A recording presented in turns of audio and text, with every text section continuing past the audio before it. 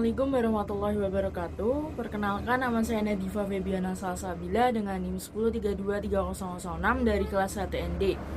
Pada kesempatan kali ini saya akan menjelaskan materi atau hasil dari resum saya, yaitu dari Undang-Undang Nomor 7 Tahun 2017 tentang pemilihan umum, yaitu saya membahas dari bab 7 dan bab 8. Saya membahas bab 7 yaitu tentang kampanye pemilu, lalu dari bab 8 itu pemungutan suara.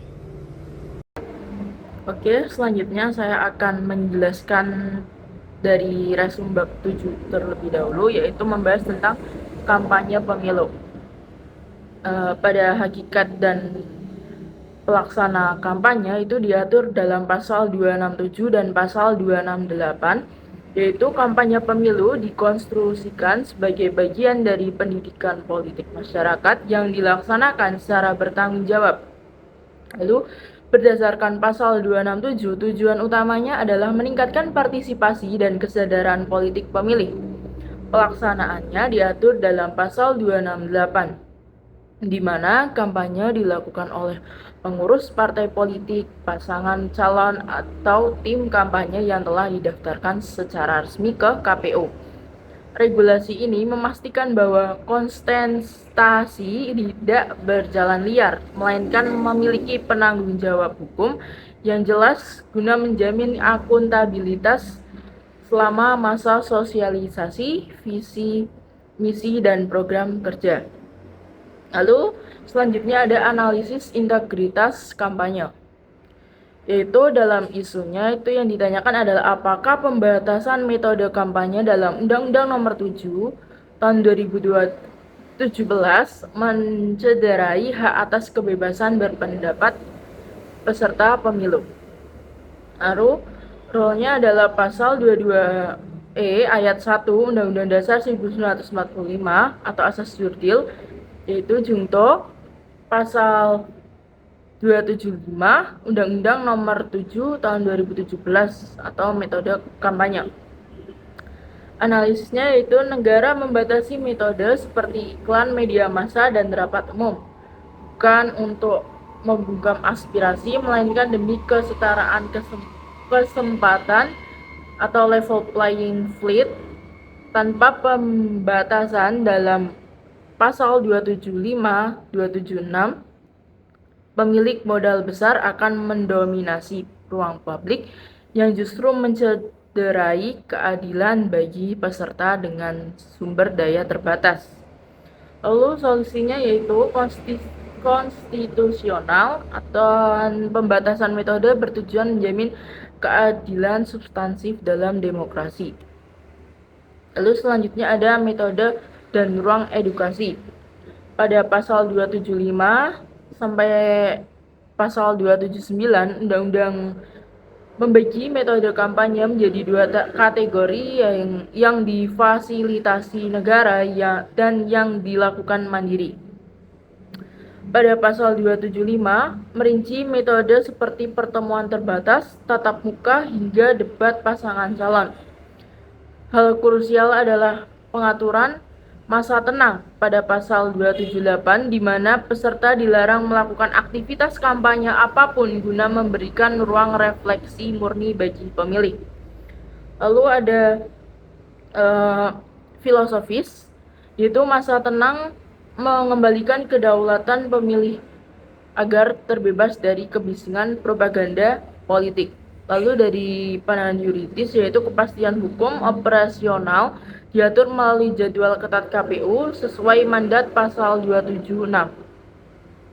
Lalu ada sosiologis, metode tatap muka memfasilitasi dialog langsung antara elit dan konstituen di akar rumput. Lalu ada batasan etika dan hukum. Pada pasal 280 sampai dengan pasal 283, yaitu pasal 280 menetapkan larangan absolut, dilarang mempersoalkan dasar negara, melakukan hasutan atau sara, merusak alat peraga lawan, hingga politik uang. Selain itu, pasal 282 secara tegas melarang pejabat negara, struktural dan fungsional dalam jabatan negeri untuk membuat keputusan yang menguntungkan atau merugikan salah satu peserta pemilu. Pelanggaran terhadap pasal 280 bukan hanya berimplikasi administratif, tetapi juga memiliki konsekuensi pidana pemilu guna menjaga marwah demokrasi dari praktik manipulatif dan diskriminatif. Lalu selanjutnya ada akuntabilitas dana kampanye. Pada pasal 325 sampai dengan pasal 339, transparansi finansial diatur ketat untuk mencegah infiltrasi dana ilegal. Pada pasal 329 mewajibkan pembukaan rekening khusus dana kampanye atau RKDK, yaitu sumber dana diatur dalam pasal 326 sampai dengan 327.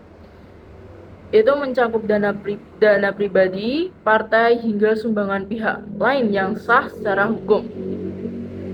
Ada audit independen, yaitu laporan wajib diaudit oleh kantor akuntan publik untuk memastikan kejujuran finansial.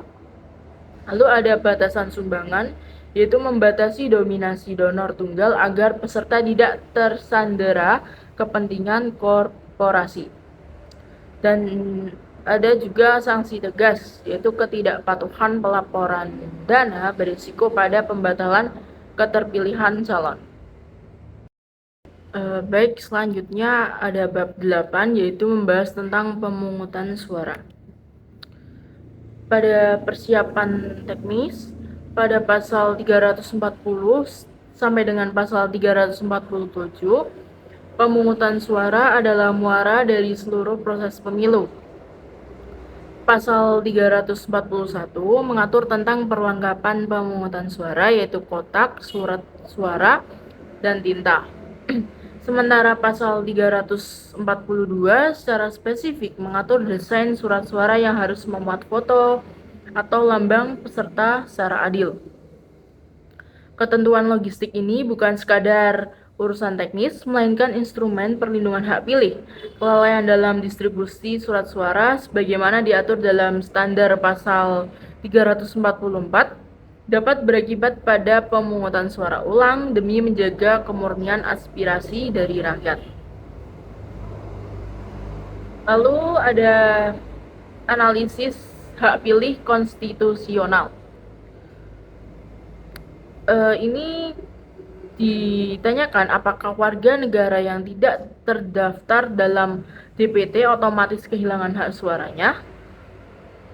Diatur pada pasal 28D ayat 1 Undang-Undang Dasar 1945, junto pasal 348 Undang-Undang Nomor 7 Tahun 2017 tentang hak memilih, yaitu berdasarkan pada pasal 348 ayat 4, pemilih yang tidak terdaftar dalam DPT tetap dapat menggunakan hak pilihnya dengan menunjukkan KTP elektronik di TPS sesuai domisili atau daftar pemilih khusus, yaitu DPK. Ini merupakan perlindungan progresif atas hak asasi politik yang melampaui hambatan administratif birokrasi. Solusinya pada validitas substansif, kedaulatan rakyat lebih diutamakan daripada formalitas data administratif. Selanjutnya ada mekanisme dan kerahasiaan. Pada pasal 353 sampai dengan pasal 359, cara memberikan suara diatur dalam pasal 353, yaitu dengan mencoblos pada nomor, nama, foto, atau lambang partai politik. Kerahasiaan dijamin mutlak untuk melindungi pemilih dari intimidasi. Pada yuridis, itu validitas suara ditentukan oleh kesesuaian prosedur teknis pencoblosan sesuai pasal 353. Lalu pada filosofis, prinsip secret ballot adalah prasyarat kemerdekaan berpikir setiap warga negara. Lalu ada sosiologis, yaitu kehadiran saksi dan pengawas menjamin pengakuan sosial atas hasil pemilu di tingkat TPS. Selanjutnya ada inklusivitas dan layanan khusus. Pada pasal 368 sampai dengan pasal 371, demokrasi yang berkeadilan harus inklusif. Pasal 368 mewajibkan penyediaan akses bagi pemilik disabilitas, lansia, dan mereka yang memiliki hambatan fisik lainnya. Selain itu, pasal 371 mengatur mekanisme bagi pemilih yang sedang sakit atau berada di lembaga permasyarakatan agar suaranya tetap terlindungi melalui petugas yang mendatangi lokasi pemilih. Pelayanan khusus ini menegaskan bahwa tidak ada diskriminasi dalam pelaksanaan kedaulatan rakyat, di mana negara aktif menjemput hak politik warganya yang mengalami keterbatasan kondisi. Oke, mungkin itu saja, dan kesimpulan dari bab 7 dan bab 8 yaitu berdasarkan analisis dari bab 7 dan bab 8 itu dari Undang-Undang Nomor 7 Tahun 2017 dapat disimpulkan bahwa kedua bab ini merupakan pilar utama dalam menjaga integritas dan kualitas demokrasi Indonesia. Bab 7 berfungsi sebagai instrumen edukasi dan preventif yang memastikan kompetisi politik berjalan secara jujur dan adil tanpa manipulasi. Sementara bab 8 berfungsi sebagai instrumen eksekusi kedaulatan yang menjamin setiap suara pemilih dihitung secara akurat dan transparan. Sinergi antara regulasi kampanye dan pemungutan suara ini menjamin bahwa kepemimpinan yang dihasilkan memiliki legitimasi hukum atau yuridis yang kuat dan pengakuan sosial yaitu sosiologis yang sah, sesuai dengan nilai-nilai luhur Pancasila yaitu filosofis dalam bingkai negara hukum Indonesia. Baik, mungkin itu saja yang dapat saya sampaikan. Kurang lebihnya mohon maaf. Wassalamualaikum warahmatullahi wabarakatuh.